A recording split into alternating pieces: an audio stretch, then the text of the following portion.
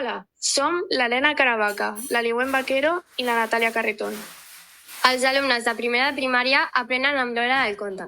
Bon dia, avui des de l'Escola Maristes Valdemia portem una notícia molt especial.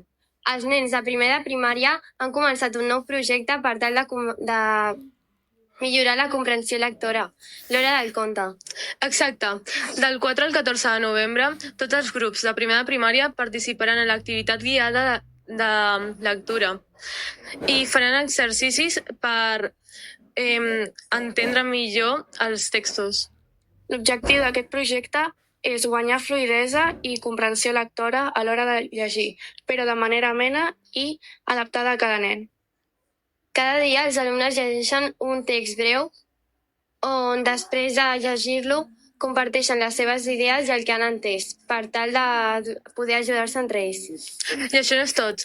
Els professors els guiaran en aspectes com la concentració, la velocitat lectora i la interpretació de textos. Els docents afirmen que aquest projecte els hi dona confiança a l'hora de llegir i descobreixen que pot ser un moment divertit. Per saber com estan vivint els més petits, hem fet una entrevista a dos alumnes de primer. Els van preguntar quin llibre estaven llegint. De monstres. Com es diu? El pop... Ai, el regal de pop. Molt bé. Ho pots ensenyar a la càmera?